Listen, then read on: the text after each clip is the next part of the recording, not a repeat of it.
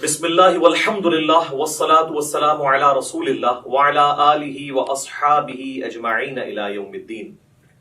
الحمدللہ آج 1 مارچ 2020 کو سنڈے کے دن علمی و تحقیقی مجلس نمبر 105 میں 105 نمبر میں ہم نماز کا پریکٹیکل طریقہ سیکھیں گے انشاءاللہ تعالی، اور اسی طریقے کے اندر ہم نماز میں جتنے پوسچرز ہیں کس طریقے سے بنانے ہیں، کون سا رکن کیسے ادا کرنا ہے اس کو سیکھیں گے۔ اس کے بعد پھر عام نماز کا جو طریقہ ہے اس کے بعد انشاءاللہ تعالی نماز وتر کے طریقے کو، نماز جنازہ کے طریقے کو اور نماز عیدین کے طریقے کو انشاءاللہ تعالی۔ تو سب سے پہلے میں جو نماز کے لیے ہماری ریکوائرمنٹ ہے اس کو ڈسکس کرتا ہوں۔ وضو اور غسل والا معاملہ تو الگ سے ہے، یہ ساری چیزیں انڈرسٹوڈ ہیں۔ اس کے بعد جب آپ مسجد میں آئیں گے تو نماز کے لیے سب سے ضروری چیز یہ ہے کہ آپ قبلہ رخ کھڑے ہوں گے اور اپنے دماغ میں نیت کو حاضر کریں گے کہ آپ کون سی نماز پڑھنے جا رہے ہیں۔ جب تک نیت حاضر نہیں ہوگی نماز درست نہیں ہوگی۔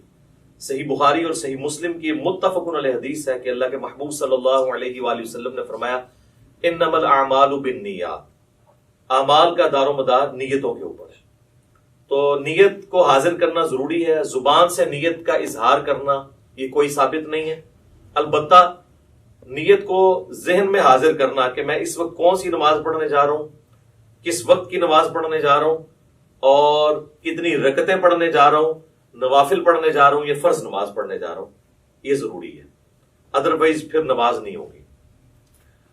اور جب آپ قبلہ رخ کھڑے ہوں، اب ہم تو ڈسکس کر رہے ہیں انڈیویجول کی نماز، جب امام کے پیچھے نماز پڑھنی ہے اس کا پروٹوکول تھوڑا بہت جو ڈفرنٹ ہے، صف سیدھی کرنے کے اعتبار سے انشاءاللہ ہم پریکٹیکلی کریں گے، آپ سب لوگوں کو کھڑا کر کے انشاءاللہ تعالی۔ انڈیویجول جب کھڑے ہوں گے نماز کے لیے تو آپ نے اپنے پاؤں اتنے کھول لیں کہ نارمل جس کو کہا جاتا ہے، یعنی اگر میں اپنے اس بازو سے ایک سیدھا پرپینڈیکولر ڈرا کروں تو وہ سیدھا جا کے میرے پاؤں کے ایج کو پہنچے، نہ بہت زیادہ پاؤں کھول لیں اور نہ بہت کم۔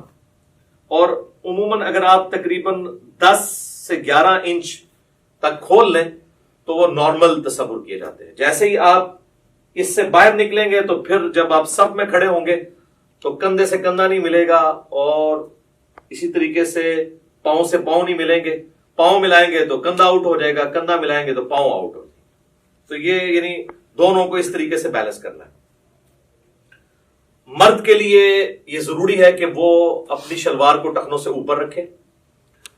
نماز کے علاوہ بھی سنت ہے، نماز میں تو اسپیسیفکلی سنت ہے مرد کے لیے، کیونکہ سنن ابی داؤد میں حدیث ہے اس مرد کی نماز نہیں ہوتی جس کا کپڑا ٹخنوں سے نیچے ہو۔ تو اس چیز کو انشور کرنا ہے کہ آپ کا کپڑا جو ہے وہ ٹخنوں سے اوپر ہے، یعنی جو لٹکانے والا کپڑا ہے۔ جرابیں اس کے اندر نہیں آتی، وہ لٹکائی نہیں جاتی، وہ پہنی ہوئی ہوتی ہے۔ اس کے بعد اگر آپ کی آستینیں وضو کی وجہ سے چڑھی ہوئی ہیں اوپر، ان آستینوں کو نیچے کریں۔ کف ثوب بھی منع ہے۔ اسی طریقے سے تہمت کو یا شلوار کو اوپر کرنے کے لیے یوں اڑیسنا، اس کو اندر کی طرف موڑنا، یہ بھی منع ہے، یہ بھی کف ثوب کے اندر آتا ہے۔ صحیح بخاری میں ان چیزوں کی ممانعت موجود ہے نبی صلی اللہ علیہ وآلہ وسلم کے ریفرنس سے۔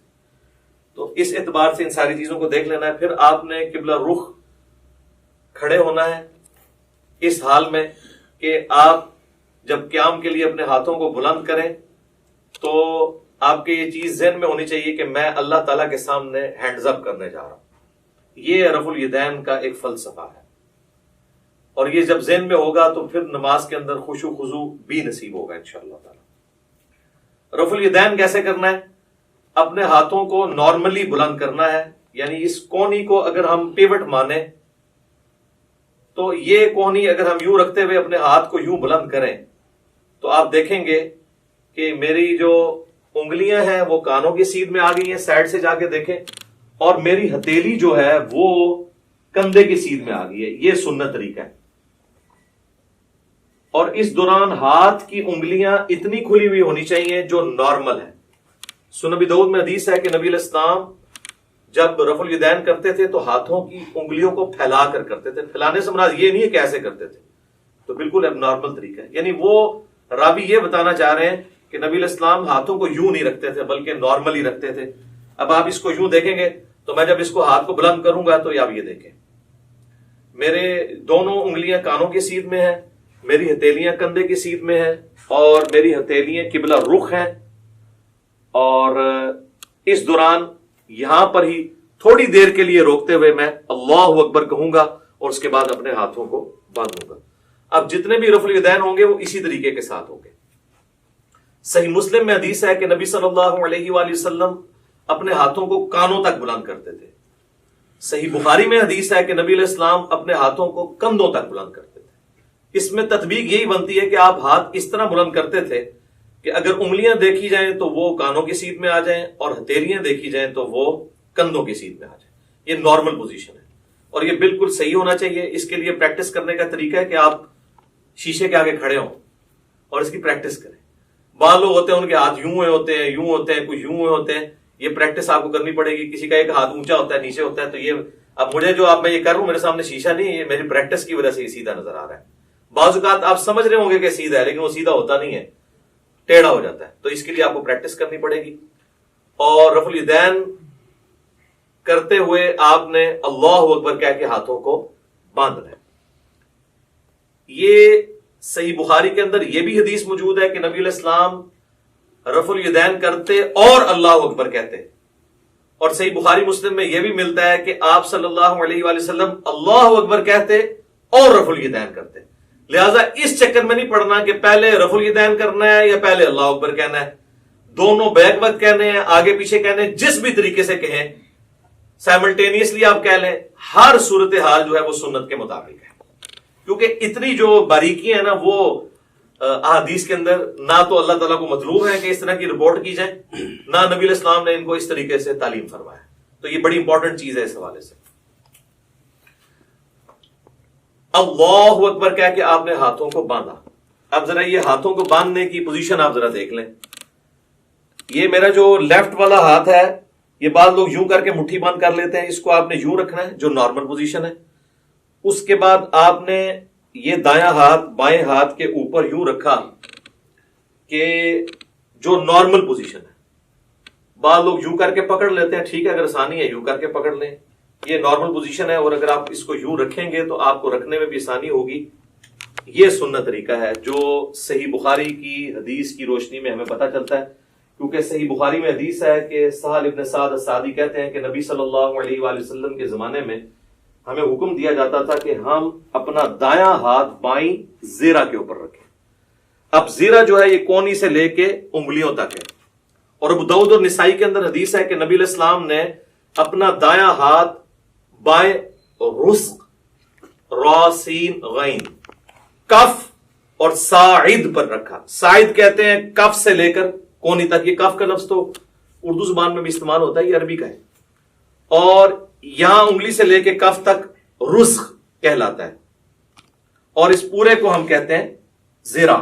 اور آپ دیکھیں پرانے زمانے میں جب جنگیں لڑی جاتی تھی تو زیرہ پہنی جاتی تھی, پورے جسم پہ بھی پہنی جاتی تھی. اور اس طرح صحیح مسلم میں اتنا ہی ملتا ہے کہ نبی علیہ السلام نے اپنا دایاں ہاتھ بائیں ہاتھ پر باندھا.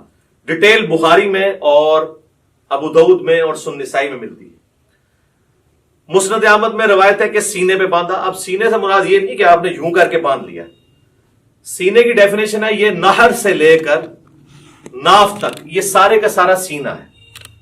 یہ سینہ ہے. اس میں جہاں پہ بھی لائی کرے گا تو آٹومیٹکلی آپ دیکھیں جب آپ یوں کریں گے اور یوں رکھیں گے تو وہ ایک خاص پوزیشن پہ آئے گا جو نہ بہت اونچا نہ بہت نیچا, ناف سے برل یہ اوپر ہی ہے اور نہر سے کافی نیچے ہے. یہ نارمل پوزیشن ہے. اسی پوزیشن میں جب آپ جماعت کے ساتھ نماز پڑھیں گے تو پاؤں سے پاؤں بھی ملا سکیں گے اور کندھے سے کندھا بھی. جیسے ہی آپ یہ اوپر چلے گئے تو پھر یہ دیکھیں کونیاں ملیں گی, کندھا نہیں ملے گا. اسی طریقے سے میرے بھائیوں جب آپ ناف سے نیچے ہاتھ باندھتے ہیں نا تو یہ خلاف سنت ہے. اس حوالے سے جو سنن ابی داؤد کی ایک حدیث پیش کی جاتی ہے تو امام داؤد رحمہ اللہ تعالیٰ نے خود ساتھ لکھا ہے کہ اس حدیث میں ایک راوی ہیں عبد الرحمن بن اسحاق الکوفی, جس کے بارے میں نے خود احمد بن حنبل سے سنا ہے کہ وہ اس کو ضعیف کہا کرتے تھے. اور یہاں پر لوگوں نے یعنی وہ روایت تو پیش کی لیکن ساتھ جو امام کا حکم تھا اس کو سکپ کر دیا. تو ایسے بھی نہیں کریں گے، ایسے بھی نہیں کریں گے، بلکہ اس طریقے سے ہاتھ باندھیں گے جو سنت طریقہ ہے۔ یا پھر دوسرا طریقہ یہ ہے کہ وضع الیدین کی بجائے ارسال الیدین کیا جائے۔ اس کے لیے ہم پھر یوں کریں گے کہ آپ نے یوں رفع الیدین کیا، اللہ اکبر کہہ کے ایسے، بعض لوگ بالکل ایسے ساتھ ملا لیتے ہیں، بعض مٹھیاں بند کر لیتے ہیں، بعض ایسے کر کے کھڑے ہو جاتے ہیں، بالکل غلط ہے۔ بالکل نارمل پوزیشن پہ جہاں پہ آئیں گے یہ ارسال الیدین ہوگا، یہ بھی سنت ہے۔ اگرچہ اس حوالے سے جو سنن طبرانی کی روایت ہے اس میں خصیب الجحد الراوی جو ہے وہ ضعیف ہے، لیکن چونکہ موقوفاً روایتیں عبداللہ ابن زبیر سے ملتی ہیں المصنف ابن ابی شیبہ میں، بلکہ مصنف ابن ابی شیبہ میں پورا چیپٹر ہے ان صحابہ اور تابعین کا بیان جو ہاتھ باندھ کے نماز پڑھا کرتے تھے، اور ان صحابہ اور تابعین کا بیان جو ہاتھ کھول کر نماز پڑھا کرتے تھے۔ یہ دونوں طریقے سنت ہے، اور میں نے تو سنن ابی داؤد کی جو 730 نمبر حدیث ہے اس سے بھی یہ چیز ثابت کی ہے کہ انڈائریکٹلی ابو حمید سعدی کی جو 10 صحابہ والی حدیث ہے وہ بھی اس کو سپورٹیو ہے کہ ارسال الیدین کرنا بھی سنت ہے۔ اس پہ میرا کلپ الحمدللہ لاکھوں لوگوں نے دیکھا ہے، فیس بک کے اوپر بھی، یوٹیوب کے اوپر بھی۔ آج میں اس ڈیٹیل میں نہیں جاؤں گا، بہرحال ارسال الیدین بھی سنت ہے۔ الحمدللہ ہم دونوں طریقے سے نماز پڑھتے ہیں، کم از کم میں ایک نماز ضرور ارسال الیدین سے پڑھتا ہوں، لیکن میں وضع الیدین کو اس لیے پریفر کرتا ہوں کہ میں یہ خواہش کرتا ہوں کہ میں اللہ تعالیٰ کے سامنے اس حال میں بھی کھڑا ہوں۔ اب جو لوگ صرف ارسال الیدین کرتے ہیں وہ اس سنت سے محروم ہو جاتے ہیں، اسی طریقے سے جو لوگ رکوع کے بعد ہاتھ باندھنے کے قائل ہیں وہ بھی اس سنت سے محروم ہو جاتے ہیں۔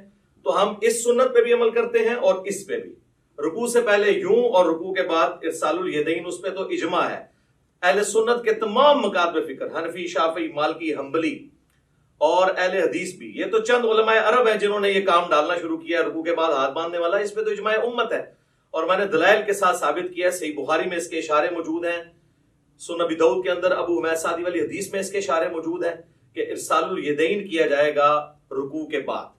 تو لہٰذا دونوں طریقے سنت ہیں۔ ارسال الیدین سے ہم نماز پڑھتے ہیں، فرض نماز پڑھتے ہیں، سنیوں کی مسجد کی پہلی صف میں پڑھتے ہیں، چاہے کسی کو برا لگے، الحمدللہ۔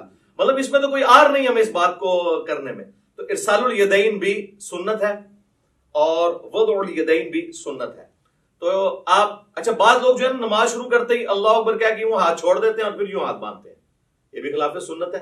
آپ نے ہاتھ چھوڑنے ہیں تو چھوڑ کے نماز پڑھیں، یہ بھی سنت ہے، اور آپ نے ہاتھ باندھنے ہیں تو باندھ کے نماز پڑھیں تو وہ بھی سنت ہے، لیکن یہ یوں کر کے یوں نہ کریں۔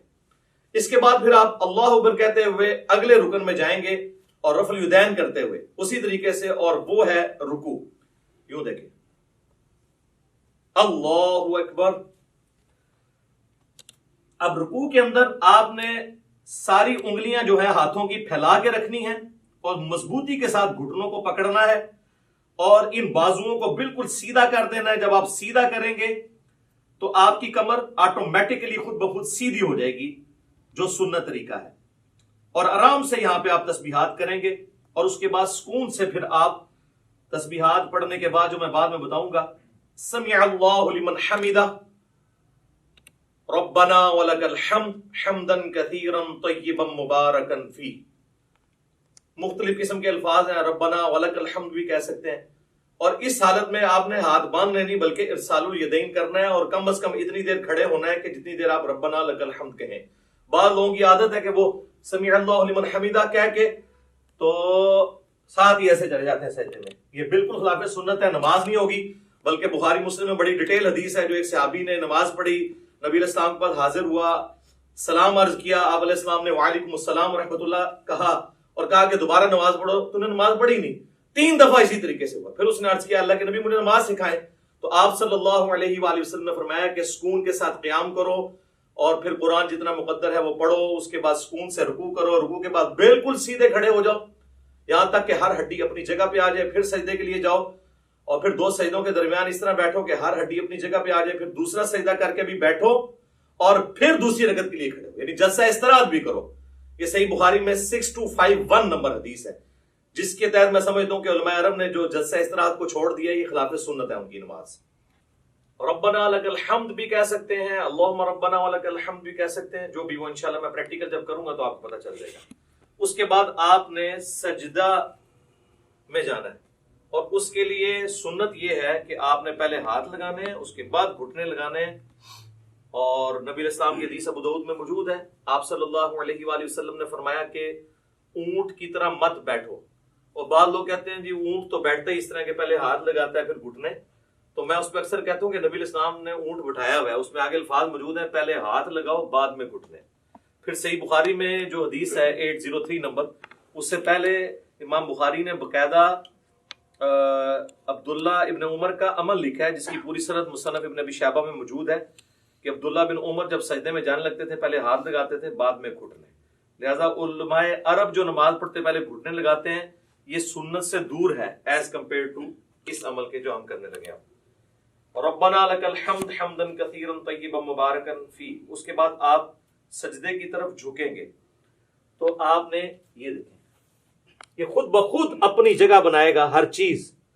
آپ دیکھ رہے ہیں میری انگلیاں ایسی جگہ پہ آئی ہیں کہ جب میں اس ایج کے اوپر سجدہ کروں گا تو میری انگلیاں کانوں کی سیدھ میں آئیں گی اور ہتھیلیاں کندھے کی سیدھ میں، جس طرح کے رفع الیدین کے وقت تھی، اور انگلیاں آلموسٹ نارمل پوزیشن میں ہوں گی. ایک ضعیف روایت ملتی ہے جس میں آپ صلی اللہ علیہ وآلہ وسلم کے بارے میں آتا ہے کہ انگلیاں ملا کے سجدہ کرتے تھے.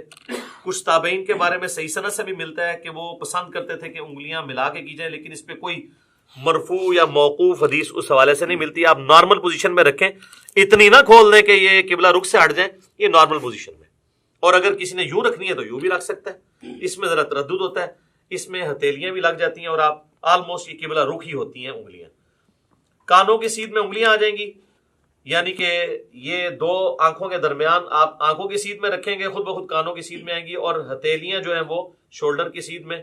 اور پھر آپ نے پہلے ناک لگانا ہے، اس کے بعد ماتھا لگانا ہے.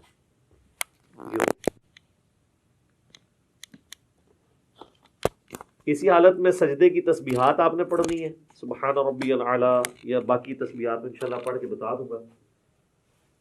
اور پاؤں کی انگلیاں قبلہ رخ ہونی چاہیے، دونوں ایڑیاں آپس میں جڑی ہوئی ہوں، اور ہاتھ جو ہیں وہ پہلوؤں سے الگ ہوں، رانے جو ہیں وہ پنڈلی کے جوڑ سے الگ ہوں نارمل پوزیشن کے اوپر. اور ادھر سے اگر یعنی اس میں گیپ بھی موجود ہونا چاہیے. سب سے افضل طریقہ تو یہی ہے کہ تھوڑا اور بڑا کر لیا جائے سجدہ یوں کر کے، لیکن وہ آج کل ہماری صفحے جو ڈیزائن ہے اس میں وہ بڑے والا سجدہ نہیں ہوتا جو بخاری مسلم میں آتا ہے کہ بکری کا بچہ بھی گزر سکتا تھا، وہ اعلیٰ ترین درجہ ہے. جس چیز سے منع کیا گیا نا وہ یہی ہے کہ آپ نے، بخاری مسلم میں آتا ہے کہ کونیاں زمین پہ کتے کی طرح نہیں یوں بچھانی. اور ظاہر ہے اس حکم میں مرد و عورت دونوں ہی شامل ہیں نماز کے طریقے کے اعتبار سے. تو اس کو اٹھا کے رکھنی ہے اور پہلوؤں سے الگ رکھنا ہے، پیٹ سے نہ ٹچ کریں، پیٹ جو ہے وہ یہ رانوں سے الگ رہے، اور ران اور پنڈلی کا جوڑ جو ہے یہ الگ الگ رہے. اس حالت میں آپ نے سجدہ کرنا ہے. تو یہ اس کے بعد اللہ اکبر کیا ہے کہ آپ نے جب بیٹھنا ہے تو آپ کی پوزیشن کیا ہونی چاہیے کہ آپ یہ انگلیاں قبلہ رخ ہوں، یہاں پہ بھی نارمل، یوں کرنے کی ضرورت نہیں ہے، نارمل رکھیں جہاں آپ کو آسانی رہتی ہے. اس طریقے سے بھی سنت ہے. صحیح مسلم کے اندر یہ طریقہ بھی آیا ہے اور صحیح مسلم کے اندر یہ طریقہ بھی آیا ہے. یہ دونوں طریقے سنت ہے.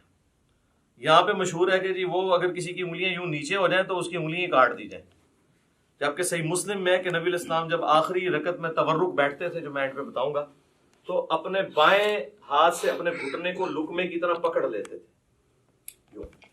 تو یوں بھی رکھنا سنت ہے، اور جب یوں رکھیں گے تو ابو داؤد میں حدیث ملتی ہے سنن نسائی کے اندر کہ نبی علیہ السلام کی جو یہ زرہ ہے وہ ران کے ساتھ لگ جایا کرتی تھی. آپ یہ دیکھیں لگی ہوئی ہیں دونوں زریں ران کے ساتھ لگی ہوئی ہیں، اور جب یوں رکھیں گے تو پھر یہ ران سے اٹھ جائیں گی. یہ طریقہ بھی سنت ہے، اس میں کوئی فرق نہیں ہے، دونوں طریقے سنت ہے. یہ دو سجدوں کے درمیان آپ بیٹھیں گے اور اس میں آپ نے جو تسبیحات پڑھنی ہے رب اغفر لی رب اغفر لی، اس کے علاوہ اور تسبیحات بھی ہیں. بعض لوگ یہاں پہ بھی انگلی اٹھا لیتے ہیں، وہ حدیث بھی کمزور ہے، سفیان ثوری کی تدلیس کی وجہ سے. انگلی نہیں اٹھانی، نارمل رکھنا ہے آپ نے. اس کے بعد پھر اللہ اکبر کہہ کے آپ نے دوسرے سجدے میں جانا ہے اور پھر اسی طریقے سے تسبیحات کرنی ہے.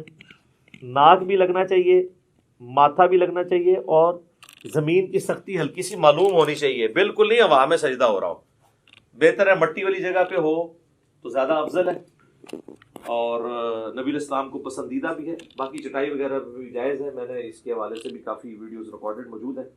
دوسرا سجدہ کر کے بھی آپ اللہ اکبر کر کے بیٹھیں گے. صحیح بخاری میں 6251 نمبر حدیث ہے. نبی الاسلام حکم دیتے تھے کہ نماز میں سکون کرو اس حال میں کہ تم نے بیٹھنا ہے اور اس کے بعد پھر دوسری رکعت کے لیے کھڑے ہونا ہے. اچھا، اس دوران یہ آپ دیکھیں جب دو سجدوں کے درمیان بیٹھنا ہے نا تو بایاں پاؤں لٹانا ہے اور دائیں پاؤں کو کھڑا رکھنا ہے. یہ جہاں پہ آپ کو نارمل لگے. بعض لوگوں کے پاؤں شروع سے عادت نہیں ہوتی ہے تو وہ پاؤں بےچارے جو ہیں وہ کھڑا نہیں کر سکتے، تو ان کو کبھی بعض کا ایسے کرنا پڑتا ہے. کر سکتے ہیں، جائز ہے، ایسے کر سکتے ہیں جیسے اس کو آسانی لگے یوں. لیکن سنت یہ ہے کہ دایاں پاؤں آپ کھڑے کریں گے اور بائیں کو لٹا کے اس پہ بیٹھیں گے دو سجدوں کے درمیان. پھر دوسرا سجدہ کر کے بھی ایسے ہی بیٹھیں گے اور پھر اللہ اکبر کہہ کے ہاتھوں کا سہارا لیتے ہوئے. صحیح بخاری میں حدیث ہے نبی علیہ السلام اعتماد کرتے ہوئے اٹھتے تھے. تو اعتماد کرتے ہوئے بعض لوگوں نے یہاں پہ وہ مٹھی بنانے والی وہ ایک کمزور روایت تھی، اس کا سہارا لیا. وہ کمزور روایت ہے. نارمل بخاری میں اعتماد، تو اعتماد ویسے ہی ہوگا جیسے عام حالت میں بندہ اٹھے گا. یہ اعتماد کا طریقہ ہے نارمل. یوں کرنے سے یہاں پہ نشان بن جاتے ہیں اور میں نے دیکھا لوگوں کی یہ ساری جگہ کالی ہوئی ہوتی ہیں. تو یہ تو اب ادھر تو آپ قالین پہ کر لیں گے، تو صحابہ کرام تو مٹی کے اوپر نماز پڑھتے تھے، تو کیا حالت ہو جاتی ہوگی اگر یہ والا کام ہو. تو وہ ایسے ایسے میں نے دیکھا یوں کر کے کھڑے ہو رہے ہوتے ہیں اور وہ کہتے ہیں مٹھیوں والی حدیث. وہ تو روایت ہی کمزور ہے. بخاری میں واضح ہے کہ نبی علیہ السلام اعتماد کر کے تو دوسری رکعت کے لیے کھڑے ہوتے تھے. اور اب جب ہم نے دوسرے سجدے سے سر اٹھانا ہے اللہ اکبر کہنا ہے، لیکن یہاں بیٹھنا ہے تو کچھ نہیں پڑھنا، بس اتنی دیر بیٹھنا ہے کہ سارے اعضاء اپنی جگہ پہ آ جائے. اس کے بعد بغیر اللہ اکبر کیے ہوئے یوں کھڑے ہونا ہے اور پھر ارسال الیدین کر رہے ہیں تو ایسے کھڑے ہو کے اگلی رکعت شروع کرنی ہے، اور وضع الیدین کر رہے ہیں تو اپنے ہاتھ باندھ کے. دونوں طریقے درست ہیں. اور پھر دوسری رکعت کو آپ نے اسی طریقے سے مکمل کرنا ہے. جب دوسری رکعت میں آپ تشہد میں پہنچیں گے، آپ دیکھ رہے ہیں دوسری رکعت جو ہے رفع الیدین کے بغیر شروع ہوئی ہے. جب ہم کھڑے ہوئے ہیں تو ہم نے رفع الیدین کر کے ہاتھ نہیں باندھے بلکہ ڈائریکٹ ہاتھ باندھے. اور رکھتے جتنی ہیں وہ رفع الیدین سے شروع ہوتی ہیں، یعنی طاق رکھتے ہیں پہلی اور تیسری. دوسری اور چوتھی بغیر رفع الیدین کے شروع ہوتی ہے. لیکن جو دوسرے والے رفع الیدین ہیں رکوع میں جاتے وقت اور رکوع سے اٹھتے وقت، یہ ہر رکعت میں ہوتا ہے. ایک اور رفع الیدین بھی ہے جو انس بن مالک سے جز رفع الیدین میں امام بخاری نے نقل کیا ہے دو سجدوں کے درمیان. تابعین سے بھی ثابت ہے، وہ بالکل ہم جائز سمجھتے ہیں. اب اگر کسی نے وہ کرنا ہے، ہمارے اہل تشیع بھائی کرتے ہیں، تو پہلے سجدے سے آپ اٹھیں اللہ اکبر کہہ کے یہاں پہ بیٹھے رب اغفر لی رب اغفر لی اللہم اغفر لی وارحمنی واہدنی وعافنی وارزقنی. اس کے بعد آپ نے یوں کرنا ہے اللہ اکبر اور پھر دوسرے سجدے میں جانا. تو یہ طریقہ بھی درست ہے کیونکہ صحابہ کرام سے ثابت ہے. لیکن اکثر احادیث سجدوں کے بغیر رفع الیدین والی ہیں. یہ اکثر لوگ کہہ رہے ہوتے ہیں سجدوں میں بھی ہے، تو ہم تو سجدوں میں بھی قائل ہیں، میں تو سجدوں میں بھی کر لیتا ہوں، ارسال الیدین سے بھی نماز پڑھ لیتا ہوں، وضع الیدین سے بھی پڑھ لیتا ہوں. اس میں کوئی فرق نہیں ہے، جو سنت طریقے ثابت ہے. تو دوسری رکعت میں جب آپ بیٹھیں، اگر تو 4 رکعت والی نماز ہے تو پھر آپ یوں ہی بیٹھیں گے جس طرح آپ جلسے کے اندر بیٹھتے ہیں. دو سجدوں کے درمیان جو بیٹھنا ہے وہ جلسہ کہلاتا ہے، جس طرح رکوع کے بعد کھڑے ہونا قومہ کہلاتا ہے. تو یوں کر کے بیٹھیں گے، اسی طریقے سے یہ پاؤں کھڑے ہوئے ہوں گے اور یہاں پہ آپ تشہد پڑھیں گے. اور تشہد بیٹھتے ہی آپ نے اپنی انگلی بلند کر لینی ہے. صحیح مسلم میں 4 حدیث ہیں رفع سبابہ کے اوپر، یعنی انگلی کو بلند کرنا. اس میں سنت طریقہ یہ ہے کہ آپ نے یہ درمیان والی انگلی اور انگوٹھے کا یوں ہلکا بنانا ہے ایسے کر کے. اور ابو داؤد میں الفاظ ہے کہ نبی علیہ السلام جب انگلی اٹھاتے تھے ہلکی سی جھکی رکھتے تھے، یہ ایسے کر کے نہیں اٹھانی. اور مسلسل تشہد میں بیٹھتے ہی اس کو اٹھا لینا ہے. اور اگر آخری تشہد میں ہے تو دعاؤں میں پہنچ کے اس کو ہلکی ہلکی یوں حرکت بھی دینی ہے.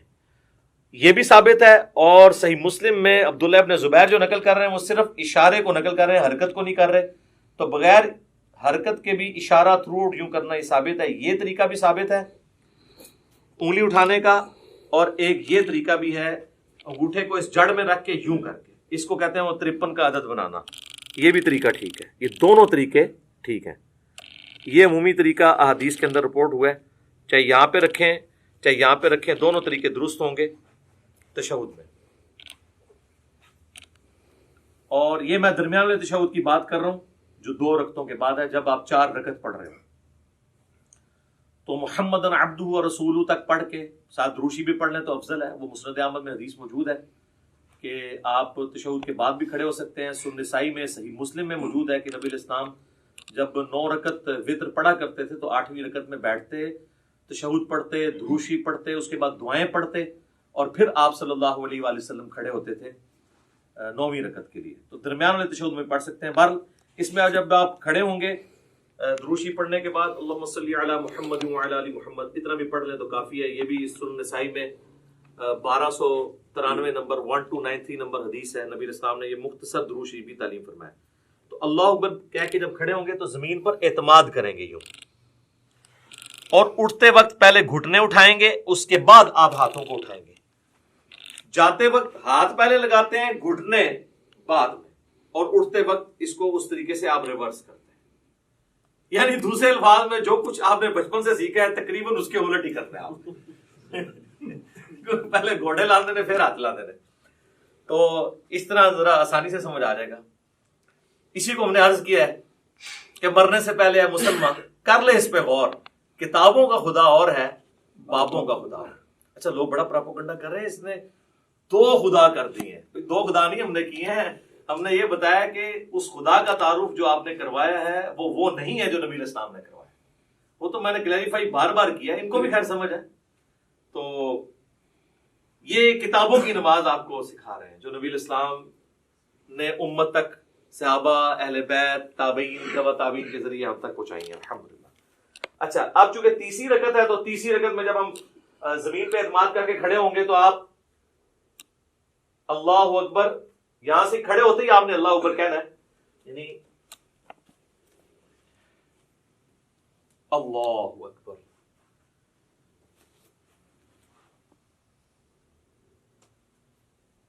پھر وضع الیدین کر لینا ہے، یا اگر آپ نے ارسال الیدین کرنا ہے تو آپ یوں کر لیں۔ اور پھر تیسری رکعت میں جو پڑھنا ہے وہ انشاءاللہ میں پریکٹیکلی پڑھ کے بھی بتا دوں گا، سب کو پتہ ہی ہے، ہم تو پوسچرز اس وقت ڈسکس کر رہے ہیں کیسے کیسے بنانے ہیں۔ تیسری رکعت بھی اسی طریقے سے ہوگی، اور تیسری رکعت میں بھی دوسرا سجدہ کرنے کے بعد جلسے میں بیٹھ کے، جسے جلسہ استراحت کہتے ہیں، پھر آپ نے کھڑے ہونا ہے تیسری رکعت کے لیے اور چوتھی رکعت کے لیے، اور وہ رفع الیدین کے بغیر ہوگی، ڈائریکٹ ہی ہاتھ باندھیں گے یا ارسال الیدین کریں گے نارمل پوزیشن میں۔ پھر اسی طریقے سے اللہ اکبر کہہ کے آپ رکوع میں جائیں گے، پھر رکوع سے اٹھیں گے اور ربنا لک الحمد کہیں گے۔ تو چوتھی رکعت میں جب آپ دوسرا سجدہ کر کے بیٹھیں گے تو صحیح بخاری میں موجود ہے نبی صلی اللہ علیہ وآلہ وسلم تورک کیا کرتے تھے، اور اس میں الفاظ ہیں کہ چوتھی رکعت میں بیٹھتے تھے، اور ابو داؤد میں یہ الفاظ ہیں ابو حمید سعدی والی حدیث کے اندر کہ جس رکعت میں آپ نے سلام پھیرنا ہوتا تھا نا اس میں آپ تورک کرتے تھے۔ تو اس سے ہمیں یہ بات پتہ چلی کہ چاہے 4 رکعت والی نماز ہے، 3 والی ہے، 2 والی ہے، جس تشہد میں دروشی پڑھنے کے بعد آپ نے سلام پھیرنا ہے اس میں آپ نے تورک کرنا ہے۔ اور اس میں حکمت بھی ہے کہ اس میں انسان تھکتا نہیں ہے۔ تورک جو ہے یہ دایاں پاؤں آپ نے بائیں پاؤں کے نیچے سے گزار کے دائیں پاؤں کو آپ نے کھڑا کرنا ہے، اور آپ نے دائیں پاؤں کے نیچے سے بائیں پاؤں کو گزارنا ہے اس حالت میں، یہ تورک ہے۔ اور آپ یوں بھی کر سکتے ہیں۔ یہ ابو داؤد میں یہ بھی حدیث ہے کہ نبی علیہ السلام نے اپنے دونوں پاؤں ایک طرف نکال دیے، ٹھیک ہے، یہ ایک طرف نکالے ہوئے میں نے دونوں پاؤں، یہ بھی ٹھیک ہے، یہ بھی ٹھیک ہے۔ اس میں حکمت یہ ہے کہ جب آپ یوں بیٹھتے ہیں نا تو آخری تشہد تو چونکہ نبی علیہ السلام کا بہت زیادہ دعاؤں پہ ہوتا تھا، لمبا ہوتا تھا، اس میں آپ تھکتے نہیں ہیں۔ اس طرح بیٹھیں گے تو تھوڑی دیر کے بعد آپ کو تھکاوٹ محسوس ہونا شروع ہو جاتی ہے، الا یہ کہ بہت پتلا بندہ اس کو تو فیل نہیں ہوتا۔ تو یہ درمیان والا تشہد ہے اور یہ آخری تشہد ہے، چاہے وہ فجر کا ہو، مغرب کا ہو، عشاء کا ہو، آخری تشہد اس طریقے سے ہونا ہے۔ اور اس میں بھی آپ نے اس طرح انگلی اٹھا کے رکھنی ہے، تشہد میں مسلسل انگلی اٹھانی ہے۔ یہ جو کہتے ہیں اشہد ان لا الہ پہ اٹھاؤ، الا اللہ پہ گرا دو، یہ کوئی ثابت نہیں ہے۔ یہاں پہ رکھیں، یہ بھی سنت ہے، اور یہ صحیح مسلم میں الفاظ ہیں کہ نبی علیہ السلام جب تشہد میں بیٹھتے تو اپنا دایاں ہاتھ جو ہے وہ دانے گھٹنے کے اوپر بائیں گھٹنے پہ رکھ کے اس کو لقمے کی طرح پکڑ لیتے، جو آپ کے بابوں نے آپ کو سکھایا کہ جس کی انگلیاں نیچے ہوں انگلیاں کاٹ دی جائے، اور یہ وہ سنت ہے جو صحیح مسلم کے اندر ہے۔ ہر شے پٹھی دسی تانوں، پھر کہندے ساڈے بابیاں نوں کچھ کہندا ہے، اور کینوں کہواں میں نیوٹن نوں کہواں، جنہاں نے کام پایا انہاں نوں کہنا ہے نا۔ یہ بھی سنت ہے، یہ صحیح مسلم میں یہ بھی سنت آئی ہے، اور یہ بھی، یہ مسلسل اٹھا کے رکھنی ہے۔ اور ابو داؤد میں، نسائی میں آتا ہے کہ جب آپ دعاؤں میں پہنچتے تھے نا تشہد کے اینڈ پہ درود شریف کے بعد، تو ہلکا ہلکا اسے یوں حرکت بھی دیتے تھے، اور اس کے بعد جب آپ پورا تشہد دعائیں مانگ لیں گے، پھر آپ نے دائیں اور بائیں سلام پھیرنا ہے۔ اس میں جو امام مسجد حضرات ہیں وہ تو سلام یہی پھیر رہے ہوتے ہیں، السلام علیکم ورحمۃ اللہ، اور دوسرا سلام ادھر کرتے ہیں، السلام علیکم ورحمۃ اللہ۔ یہ بالکل خلاف سنت ہے۔ آپ نے دائیں طرف والے نمازیوں کو بھی، اور فرشتے ہوں تو ان کی طرف بھی سلام بھیجنا ہے، تو اس کے لیے طریقہ یہ ہے کہ آپ نے پوری گردن موڑنی ہے یوں کر کے، السلام علیکم ورحمۃ اللہ، السلام علیکم ورحمۃ اللہ۔ اچھا، عربیوں کو ایک بڑا مسئلہ ہے۔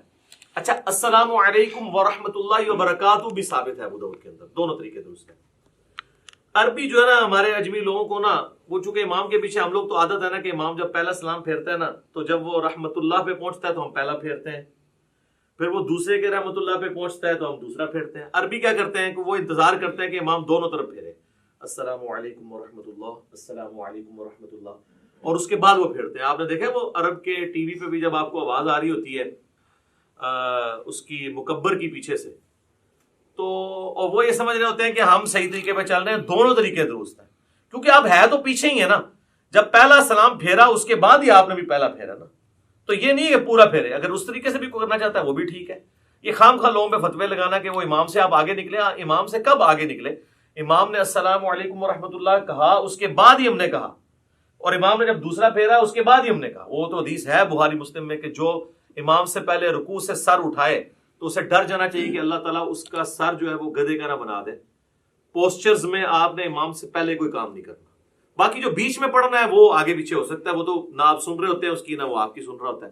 کئی بار ہم تشہد ختم کر کے بیٹھ جاتے ہیں، امام کا تشہد ختم ہی نہیں ہوتا، اس میں آگے پیچھے ہو سکتا ہے، پوسچرز نہیں آپ آگے پیچھے کر سکتے۔ اور دیکھیں اللہ نے نماز میں کیا برکت رکھی ہے کہ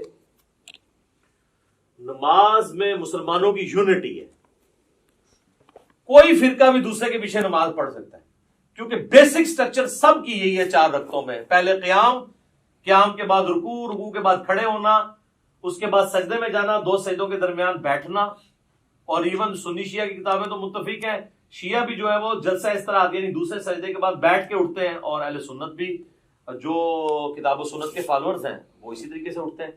بہرحال کوئی ڈائریکٹ اٹھے یا اس طریقے سے اٹھے، دونوں طریقوں میں وہ ایک فرقے والا دوسرے فرقے والے امام کے پیچھے نماز پڑھ سکتا ہے۔ یہ اللہ نے نماز کی حفاظت کی ہے، نماز کی بیسک سٹرکچر میں کوئی فرق نہیں ہے۔ ورنہ تو یہ ہوتا کہ شیعہ کے قیام کا وقت ہے، آپ کے رکوع کا وقت آ جائے تو پھر کس طرح ایک دوسرے کے پیچھے پڑھ سکے نماز؟ تو یہ اللہ تعالیٰ نے کم از کم بیسک سٹرکچر جو ہے، باقی جو چھوٹی موٹی چیزیں ان پہ اختلاف ہو سکتا ہے، بہتری کی طرف جانا چاہیے۔ تو یہ میں نے آپ کو ایک بلیو پرنٹ پیش کر دی ہے، قیام کیسے کرنا ہے، رفع الیدین کیسے کرنا ہے، اور اسی طریقے سے سجدہ کیسے کرنا ہے، 2 سجدوں کے درمیان بیٹھنا کیسے ہے، کون کون سی چیز پہلے لگانی ہے، کون سی بعد میں، کیسے سہارا لے کے اٹھنا ہے، انگلیاں کیسے رکھنی ہے، ساری چیزیں بتا دی ہیں۔ اہل تشیع کے ہاں ایک ریناؤنڈ چیز ہے کہ وہ جب یعنی نماز کا اختتام کرتے ہیں تو 3 دفعہ اللہ اکبر ایسے ایسے کہتے ہیں، تو سلام نہیں پھیرتے، لیکن شیعہ سلام پھیرنے کے قائل بھی ہیں۔ خامنائی صاحب نے نماز پڑھائی، ثاقب اکبر صاحب نے مجھے خود کہا، میں نے ان کے پیچھے نماز پڑھی، انہوں نے دونوں طرف سلام پھیرا، دونوں طریقے درست ہیں۔ باقی اللہ اکبر پہ تو ہم بھی متفق ہیں کہ نماز کے اینڈ پہ ہم بھی بلند آواز سے اللہ اکبر کہتے ہیں۔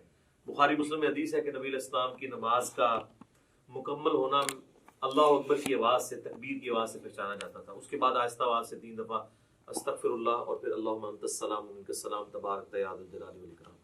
جو ہمارے گرین اور بلو کارڈز آپ پڑھ سکتے ہیں، سب کچھ موجود ہے اس کے اندر۔ تو یہ بیسک سٹرکچر تھی جس میں نے کوشش کی کہ آپ کو ایک اوور آل پکچر پتہ چل جائے۔ اب میں فزیکلی آپ کو نماز پڑھ کے بھی بتاؤں گا، تاکہ آپ کو پتہ چل جائے کہ اس میں نے یہ پڑھنا ہے اور اس طرح پڑھنا ہے اور کم از کم اتنا پڑھنا ہے. زیادہ تو آپ جتنا گڑ ڈالیں میٹھا ہوگا. لیکن اس لیول پہ جانے سے پہلے میں آپ کو ایک بلو پرنٹ باقی نمازوں کا بھی بتا دیتا ہوں. یہ تو 4 رکعتوں کا بتایا, اگر 2 رکعتیں ہوتی تو میں دوسری رکعت میں یوں تورک بیٹھ جاتا. اور اگر وطر کی نماز ہوتی تو وطر کا طریقہ بھی ہم ڈسکس کر رہے ہیں, تو وطر کا طریقہ بھی سیم اسی طریقے سے جس طرح عام نماز ہے. 3 وطر نبی علیہ السلام کی عمومی سنت ہے. صحیح بخاری میں قاسم بن محمد بن ابی بکر جو سیدنا ابو بکر رضی اللہ تعالیٰ عنہ کے پوتے ہیں, وہ کہتے ہیں میں نے صحابہ کرام کو 3 رکعت وطر پہ پایا, البتہ ایک میں حرج نہیں ہے. اور بخاری مسلم میں وہ تو مشہور حدیث ہے, رمضان ہو یا غیر رمضان, اما عائشہ کہتی ہیں نبی علیہ السلام 11 رکعت پڑھتے تھے, 8 تراویح اور 3 وطر, یا 8 نفل یا تہجد, کچھ بھی کہہ لیں. تو 3 وطر کا طریقہ یہ ہے کہ آپ نے وطر کو مغرب سے مختلف کرنا ہے, کیونکہ المستدرک للحاکم میں صحیح ابن حبان میں موجود ہے, نبی علیہ السلام نے فرمایا اسے مغرب سے مختلف کرو. اور مغرب سے مختلف کرنے کا طریقہ کیا ہے کہ 2 طریقے ہیں. ایک وہ ہے جو صحیح بخاری اور مسلم میں آیا ہے عبداللہ بن عمر سے, کہ وہ 2 رکعتیں پڑھنے کے بعد سلام پھیر دیا کرتے تھے, اور پھر سلام پھیرنے کے بعد اگر کسی اپنے غلام کو کوئی حکم دینا ہوتا تو حکم دیتے تاکہ یہ پتہ چل جائے کہ اس کے دوران بول سکتے ہیں, اور پھر 1 رکعت الگ سے پڑھا کرتے تھے.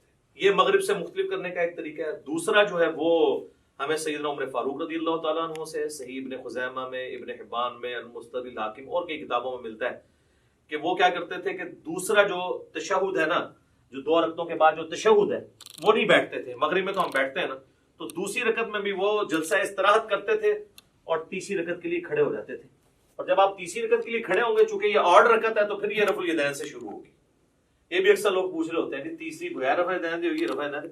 سر آڈ رکعت سمپل فارمولہ ہے رفع الیدین کے ساتھ. رفع الیدین کتنے ہونے ہیں؟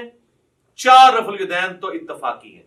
نماز شروع کرتے وقت, ہر رکعت میں رکوع میں جاتے وقت اور اٹھتے وقت 3 ہو گئے, اور 2 رکعتوں سے اٹھ کے یعنی تیسری رکعت کے اندر یہ 4 ہے, اور 5واں 2 سجدوں کے درمیان ہے. اس کے علاوہ بھی اگر جس کو جتنا شوق ہے کرتا رہے, ہر اٹھک بیٹھک پہ کرے, اس کی مرضی. یہ ایٹ لیسٹ ڈیٹم لیول ہے. اچھا جی, اب وطر میں چونکہ وہ مختلف اس طرح کرنا ہے, وہ تو میں نے آپ کو بتا دیا. جب آپ تیسری رکعت میں ہوں گے, چاہے وہ الگ سے پڑھ رہے ہوں آپ, چاہے وہ آپ فصل کر کے یعنی سلام درمیان والے دونوں پھیر کے اس کے بعد پڑھ رہے ہوں, تو جب آپ تیسری رکعت میں سورۃ الفاتحہ میں سورت ملا لیں گے, اس کے بعد آپ اس کے ساتھ ہی دعائے قنوت پڑھ سکتے ہیں. اللہم اہدنی فیمن ہدیت. آج کلپ چڑھ گیا ہوگی کہ اصل دعا کیڑی ہے, ٹھیک ہے جی. تو اور اس میں آپ ارسال الیدین اگر کیے ہوئے تو اس حالت میں پڑھیں گے, لیکن پڑھیں گے آپ رکوع سے پہلے. صحیح بخاری میں 1002 نمبر حدیث ہے, انس بن مالک کہتے ہیں وہ شخص غلط بیانی کر رہا ہے, جھوٹ بول رہا ہے, جو یہ کہہ رہا ہے کہ نبی صلی اللہ علیہ وآلہ وسلم قنوت وطر کی قنوت کی دعا جو ہے وہ رکوع کے بعد کیا کرتے تھے. آپ نے صرف 1 مہینہ رکوع کے بعد کی, وہ کافروں پہ بد دعا کی تھی, قنوت نازلہ. آپ ہمیشہ رکوع سے پہلے کرتے تھے. رکوع سے پہلے کیسے ہے, سورت ملائی, اس کے بعد یہ آپ نے پڑھ دیا اللہم اہدنی فیمن ہدیت, یہ دعا پوری کی, پھر آپ رفع الیدین کر کے رکوع میں چلے گئے. اور دوسرا طریقہ جو کم از کم 3 تابعین سے ثابت ہے اور سیدنا عمر سے بھی ثابت ہے,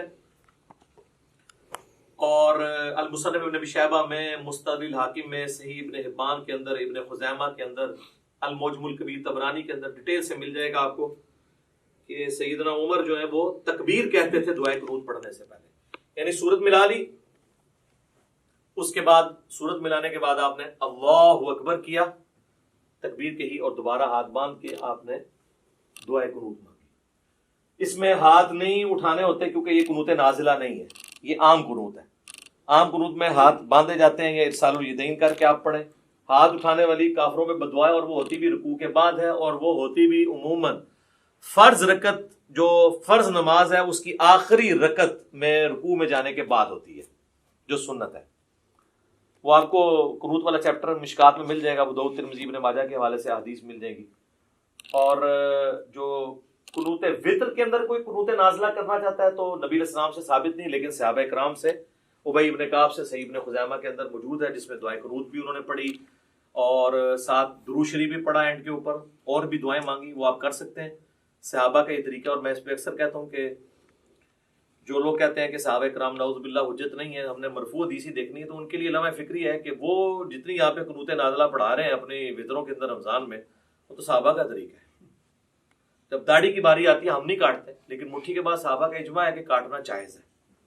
وہاں کہتے ہیں جی ہم نبی علیہ السلام کو دیکھ رہے ہیں، تو نبی علیہ السلام کو بھی نہیں آپ دیکھ رہے، نبی علیہ السلام کی تو مٹھی سے بڑی نہیں ہے، یہ بھی میں نے ثابت کیا ہے الحمدللہ۔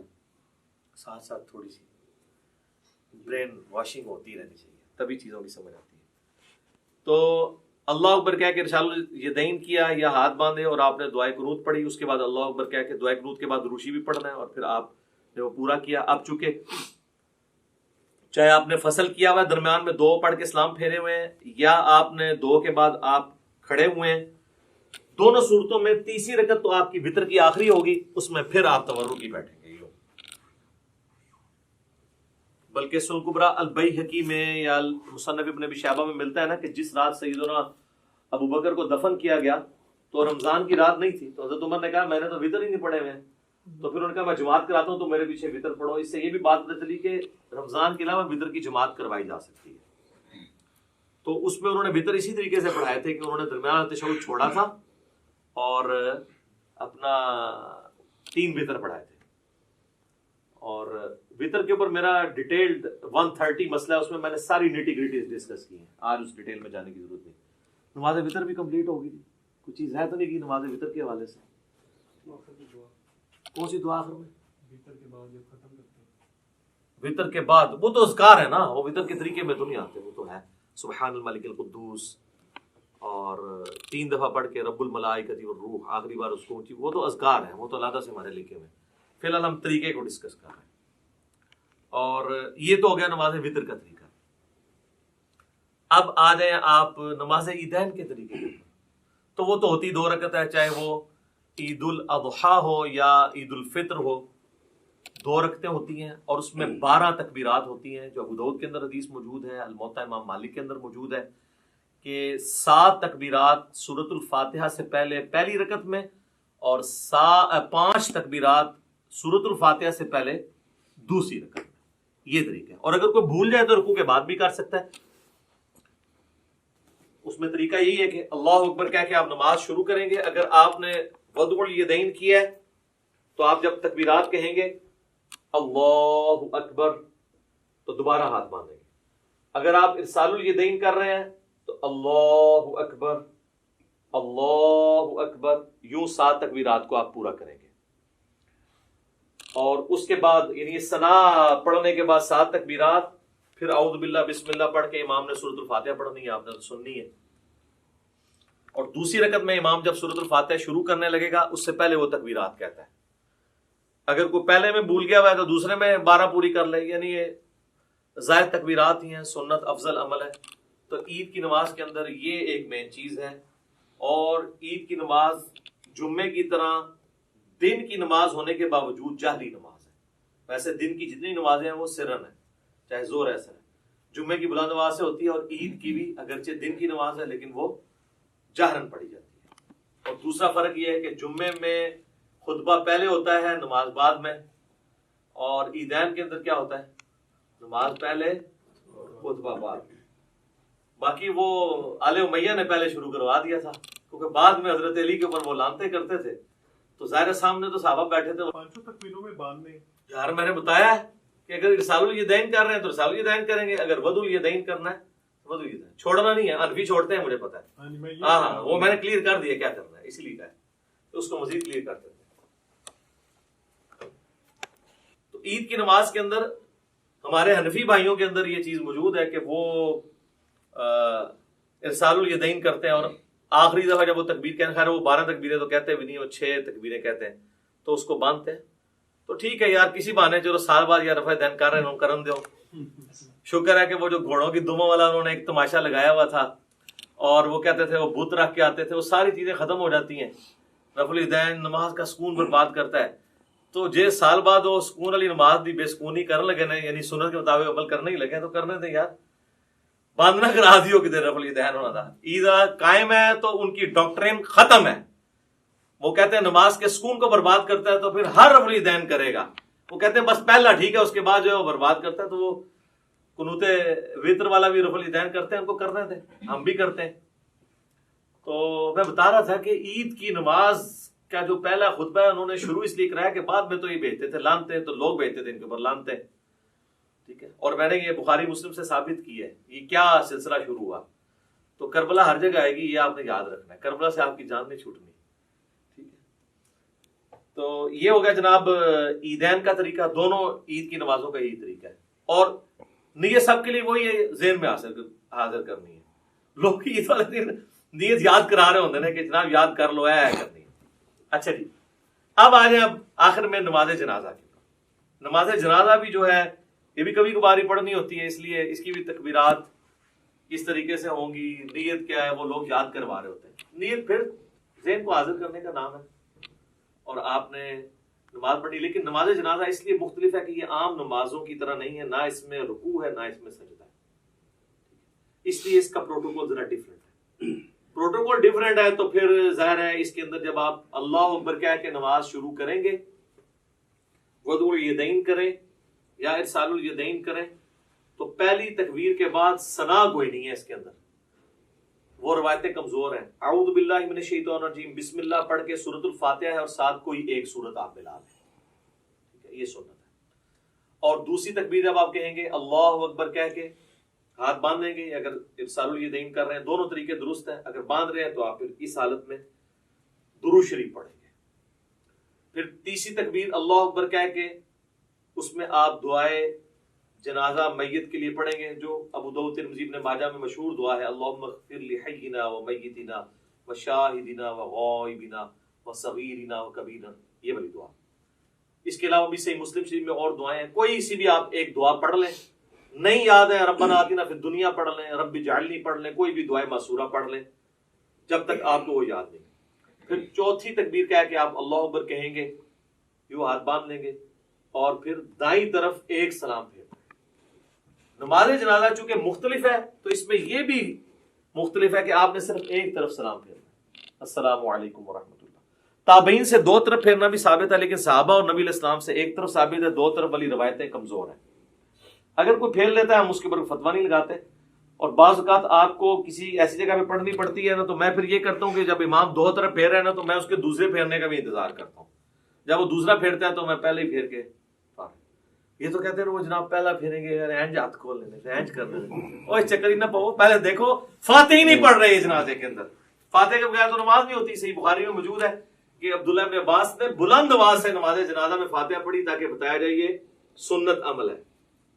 نماز جنازہ بلند آواز سے بھی سنت ہے، آہستہ آواز سے بھی سنت ہے، لیکن عموماً جو سنت ہے سنن نسائی میں وہ سرن ہی ہے، آہستہ آواز سے. اس لیے آپ دیکھیں عرب جتنے ملک ہیں وہاں پہ آہستہ آواز میں نماز جنازہ پڑھی جاتی ہے، یعنی بلند آواز سے نہیں پڑھی جاتی. خیر یہ الگ سے ٹاپک ہے نماز جنازہ کا. یہ طریقہ ہے. صحیح مسلم میں ہے کہ نبی علیہ السلام نے ایک جنازے پہ 5 تکبیرات بھی پڑھی تھی. جب آپ 5 تکبیرات پڑھیں گے تو پھر پانچویں جو چوتھی تکبیر کے بعد سلام پھیرا تھا نا، تو چوتھی تکبیر کے بعد پھر آپ دعائیں مانگیں گے اور پانچویں کے بعد آپ پھر سلام پھیریں گے.